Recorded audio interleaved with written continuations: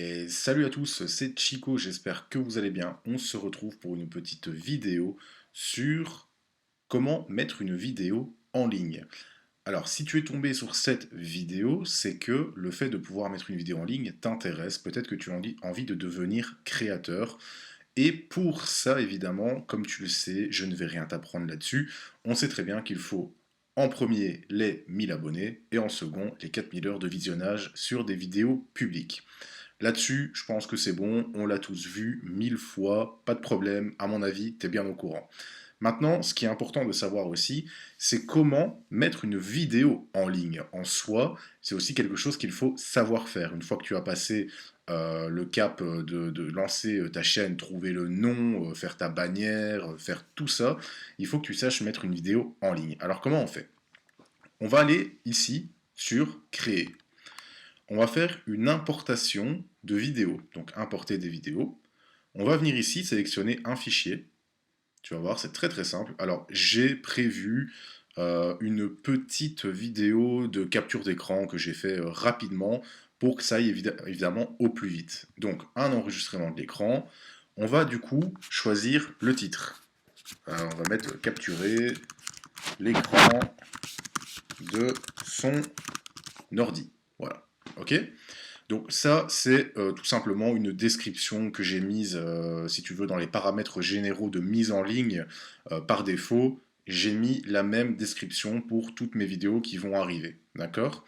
Alors on peut voir ici que le traitement en dessous est déjà terminé. Maintenant, on a déjà une vérification qui se fait pour voir si elle pourrait être monétisée, oui ou non. Donc, on va importer une miniature. Ok, là, du coup, tu iras simplement choisir dans ton ordinateur ce que tu veux comme miniature. Miniature que tu auras au préalable, évidemment, déjà faite. Donc, pour les miniatures, rien de plus simple, on vient ici sur le site qui est Canva. Canva, c'est pareil, à mon avis, tu en as déjà entendu parler. C'est vraiment la référence et ce qu'il a de plus complet et gratuit pour vraiment faire tes miniatures et tes présentations de vidéos. Donc on a vraiment de tout. Autant tu peux importer tes fichiers. Donc là, ce sont les dernières miniatures que j'ai faites, donc avec les dernières photos que j'ai capturées. Dans Photos, tu vas simplement aller rechercher tout ce qu'il y a déjà dans Canva. Tu as aussi des éléments que tu peux rajouter, donc subscribe, si tu viens mettre ici like, hop, il va te donner vraiment beaucoup de petites images de like différentes. Après, tu as le texte avec plusieurs polices, plusieurs typographies différentes. On va avoir de l'audio aussi, mais bon, l'audio, ça va pas vraiment nous intéresser pour créer des miniatures pour YouTube, parce que tu t'en doutes bien, c'est pas vraiment adéquat pour une miniature, hein. Il vaut mieux une photo. De toute façon, tu ne peux même pas mettre de vidéo ou d'audio dans ta miniature. Et alors ici, du coup, tu as les arrière-plans. Donc tu vas vraiment venir créer tout ça, d'accord? Après, simplement, tu vas sur télécharger, tu prends en JPEG et tu cliques ici, là où c'est pas très visible, tu vois, ils ont bien fait ça, pour que tu cliques plus sur payer et télécharger. Alors 1 € la photo, ça fait cher.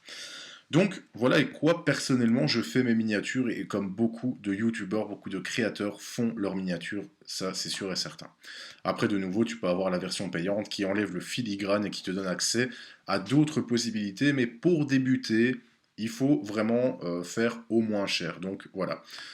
Donc on va revenir du coup sur notre page où on vient importer une vidéo. Ensuite tu auras la playlist que tu vas sélectionner, donc dans toutes les playlists que tu crées.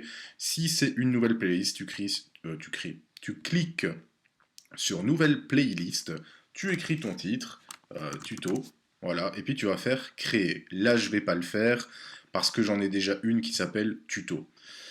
Ensuite, on va avoir ici, est-ce que ta vidéo est conçue ou non pour les enfants? Moi, je te suggère de mettre que non, parce qu'à partir du moment où tu mets oui, les restrictions sont quand même beaucoup plus strictes. Et alors aussi, au niveau des commentaires, tu ne peux, tes viewers ne peuvent pas mettre de commentaires. Donc, voilà, moi personnellement, c'est toujours non, pas conçu pour les enfants, parce qu'il arrive aussi que dans une vidéo, dans toutes mes vidéos, des fois je dise ah merde, ah fais chier, ah ceci. Donc voilà, pourquoi tout simplement je ne mets pas conçu pour les enfants, pour qu'ils n'écoutent pas ce genre de grossièreté. Ici, tu vas ajouter tes tags. Les tags, c'est quoi? Ce sont des petits mots-clés qui vont venir en fait t'apporter tes viewers. C'est-à-dire que si je mets, admettons, donc capturer l'écran de son ordi, donc capturer l'écran de son ordi, et que les gens dans dans la barre de recherche de YouTube vont cliquer, enfin vont taper capturer l'écran de son ordi, tu auras beaucoup plus de chances avec ces mots-clés et ces tags que tu as mis d'avoir les viewers qui soient redirigés vers ta vidéo. C'est vraiment le but évidemment pour monétiser et pour gagner de l'argent forcément, c'est d'avoir le plus de vues et le plus de viewers. Les abonnés, c'est important effectivement, mais ce qui compte pour la monétisation, ce sont les vues. C'est vraiment le terme le plus important. Ensuite ici, on va avoir la langue dans laquelle est ta vidéo. Moi forcément, c'est en français. Tu as une panoplie de langues, pas possible, ne t'inquiète pas, tu as le choix, voilà, tu as tout ça. Toutes les langues possibles, imaginables, elles sont là. Certificat de sous-titrage, moi je n'y touche pas, c'est simplement si tu diffuses du contenu qui est déjà passé à la TV, des clips, des choses comme ça, là effectivement tu devras faire une sélection. Donc la date d'enregistrement, rien de bien compliqué, ce sera aujourd'hui, le lieu de tournage en France, même si je suis belge, mais je mets la France, je triche un peu pour élargir mon champ de vision, tout simplement. Donc, on va voir aussi de quoi parle cette vidéo. Jeu vidéo, ça c'est en général ce que je fais. Maintenant, je pense que dans ce cas-ci, ce serait plus... moi je dirais plus divertissement là pour le coup. People, blog, non. Voyage, événement, non plus. Actualité politique, vie pratique et style, éducation. Sciences, technologie, association et engagement. Donc ce serait plus du divertissement. Ensuite, on va passer ici. Deuxième onglet, monétisation. Est-ce que tu veux monétiser ta vidéo, oui ou non? Est-ce que tu veux gagner de l'argent avec, oui ou non? Je te le souhaite, mais je pense que si tu regardes ici, c'est qu'il y a un moment, tu veux quand même que YouTube te paye un minimum, parce que ne t'inquiète pas, il se sucre bien sur ton dos, ça, il n'y a pas de souci là-dessus. Donc monétiser, on va la monétiser en effet. Ensuite, on va faire suivant. Donc ça, ce sont tous les types de publicités qui vont être mises sur la vidéo. Donc des annonces en superposition. Hein, donc les petites, tu sais, souvent les petites bannières qui se mettent en bas de la vidéo. Et souvent, tu vas cliquer sur la petite croix pour que ça dégage, pardon, que ça dégage de ton écran parce que c'est un peu chiant à regarder. Ensuite, tu vas avoir les fiches sponsorisées qui se mettent sur la droite de la vidéo, souvent en fin de vidéo.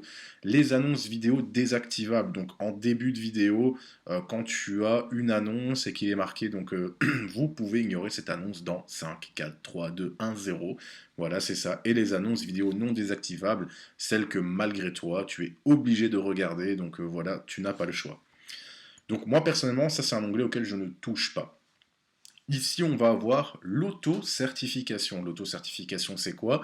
On va en parler dans la prochaine vidéo où je vais t'expliquer un peu comment ça se passait avant et comment ça se passe maintenant avec l'auto-certification. Donc, dans un premier temps, là, je vais aller faire aucun contenu adapté, non adapté aux annonceurs, envoyer l'évaluation. Voilà. Ensuite, ici, on a la vérification. Donc, ouais, c'est bien. Élément vidéo, pardon. Voilà, c'est là que je devais être. Je ne sais pas pourquoi ça n'a pas été comme je voulais. Donc, est-ce que tu veux ajouter des sous-titres, oui ou non? Tu vas simplement cliquer sur ajouter. Tu mettras la langue que tu souhaites. Donc, si tu fais ajouter, dans un premier temps, il faudra que tu saisisses manuellement ou que tu importes un fichier de sous-titres pour ta vidéo. Moi, personnellement, je ne te conseille pas de faire ça. Moi, je ne le fais pas. Ce que je fais pour les sous-titres, c'est que j'attends que la vidéo soit en ligne et le lendemain ou quelques heures après, je vais sur la vidéo, je vais faire importer des sous-titres et je vais te montrer aussi dans une prochaine vidéo comment je fais pour faire ça. Mais là, dans un premier temps, on ne va pas en parler tout de suite. Donc, ajouter des fiches, ça consiste en quoi? Ajouter des fiches, c'est venir ajouter des liens à tout moment de ta vidéo, c'est toi qui choisis. Donc, à ce moment-là de la vidéo, après voilà 3 secondes, je pense, non 3 minutes, je vais venir intégrer le lien d'une vidéo que je voudrais que mon viewer voit après cette vidéo-ci, ou au moment où il voit donc le petit lien qui va apparaître. Donc, je vais mettre, admettons, celle-ci. Et donc, à 3 minutes, j'ai cette vidéo-là qui va être proposée à mon viewer. Voilà. Tu peux du coup aussi ajouter des fiches vidéo, donc ça c'est bon.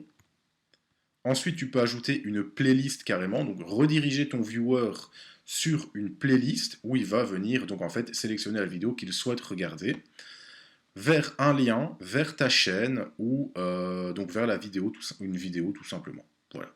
Ok. Ensuite, on va faire enregistrer. On va passer ici à suivant. Donc, au niveau des vérifications des droits d'auteur et de l'éligibilité aux annonces, je le dis doucement parce que c'est pas facile à dire, les droits d'auteur, aucun problème détecté, éligibilité aux annonces, annonces autorisées sur la base de votre note. Alors pourquoi sur la base de ma note? Parce que pour l'instant, YouTube s'est fié uniquement à mon auto-certification. Donc, eux, maintenant, derrière, vont faire quoi? Ils vont quand même vérifier si moi, j'ai pas mitonné et dit, ok, non, il n'y a pas de souci, mais par contre, dedans, on voit des gens à poil, on voit des armes, on voit des bombes. Non, voilà, donc c'est toutes ces choses-là qu'ils vont vérifier. Si effectivement, tu as bien auto-certifié un certain nombre de vidéos, pour les mettre en ligne, ça va beaucoup plus vite, et franchement, c'est très, très agréable. Ce qu'ils nous ont fait là, c'est très bien. Sincèrement, merci YouTube. Ensuite, on va faire suivant, au niveau de la visibilité. Dans un premier temps, moi je mets toujours non répertorié. D'accord? Pourquoi? Parce que là, c'était une vidéo rapide. Donc cette vidéo, elle a été très vite pour être traitée, vérifiée et mise en ligne. Habituellement, le traitement d'une vidéo qui fait environ, je ne sais pas moi, 30 minutes en moyenne, il faut compter 15-20 minutes pour que la vidéo soit déjà importée sur YouTube. Pour qu'elle soit ensuite traitée, il faut compter aussi 20-25 minutes. Pour qu'elle soit vérifiée pour la monétisation, il faut compter environ, eux disent 20 minutes, mais moi ça m'était souvent près d'une heure.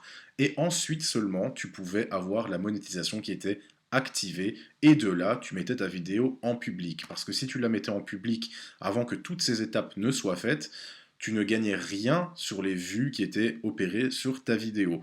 Donc dans un premier temps, moi je mets toujours en non répertorié.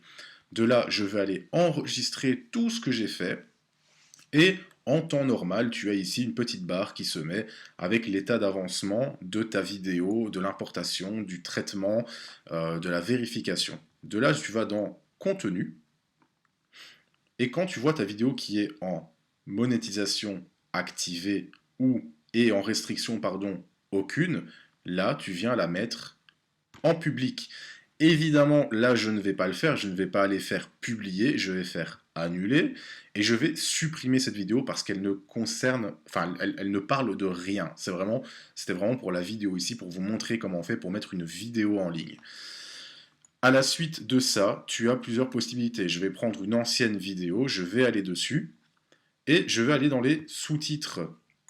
Donc pour les sous-titres, rien de plus compliqué, rien de plus simple, pardon, moi je dis toujours rien de plus compliqué, ça n'a rien à voir. On va faire ajouter une langue. Je vais ajouter une langue tout simplement, je ne sais pas, mais on va mettre l'anglais irlandais, voilà. Ok. Anglais Irlande, et on fait ajouter.